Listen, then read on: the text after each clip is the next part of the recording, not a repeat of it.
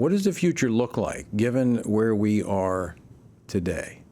Well, joining me now as we finish out our conversation, Mark LiVecche. He is a distinguished scholar of ethics, war, and public life at Providence Institute of Religion and Democracy, and a non-resident research fellow at the U.S. Naval War College in the College of Leadership and Ethics. Mark, thanks so much for joining us today as we look back on this historic day 80 years ago. Tell us, I think you just heard the conversation I had with a World War II veteran, 99 years old. What do you make of that day 80 years ago?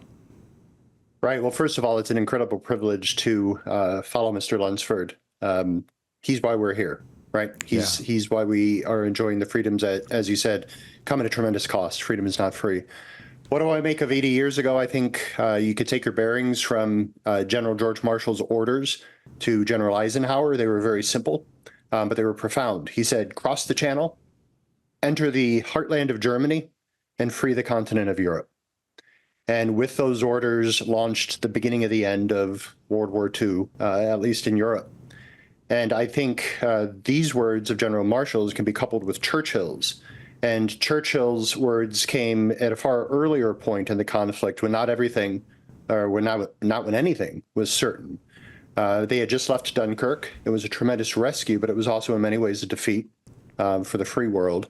But Churchill was looking forward even at that point, and he said that he looked forward to the day in God's time when the new world, with all its power and might, would step forth to the rescue and the liberation of the old. And I think in those two things, you have encapsulated the responsibilities of American power. We're very uncomfortable with power nowadays, especially including or especially within the Christian community. But power is essential. God has power. Power is a good. It could be used for good. It could be used for evil.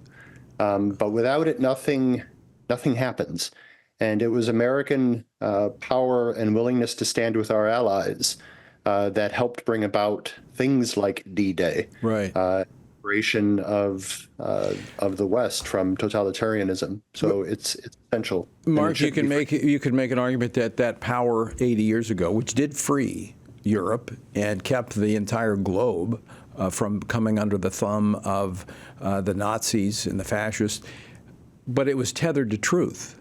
We opened the program today with the prayer of the president, FDR, leading the nation in prayer. That unlikely would not happen today. America's standing on the national stage historically. Can you separate it from our standing morally before God? Yeah, there's different ways of saying no to that. The way that I would say no to that, no, you can't separate it, is that I think ultimately our moral bearings come from a sense of objective truth, a sense that there are things in the world that are true, that are good, that are beautiful, and those things aren't up to us. We don't get to decide them, as individuals. We don't get to decide them as a collective. They've been predetermined. The Christian understanding, the Hebraic understanding would be these things emerge out of the character of God. We have no choice about them. We can choose to align ourselves with them. Or we could choose to misalign ourselves with them. I think ultimately, you had said in my introduction that I study just war. Just war is a tradition of moral thinking that helps us to determine when war is right to fight. And when we've determined that war is right to fight, how do we rightly fight this war that's right to fight? And within the classical understanding of just war, it is grounded deeply in Christian responsibilities that come out of all the way back into Genesis. We were made in the image of God to exercise dominion. That's part of what it means to be made in the image. And as with individuals, so with government.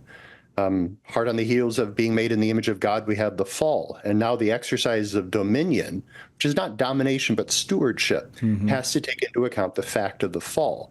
And then we move forward from there into the institution of government, which is designed to preserve basic order, peace, and justice for the political community.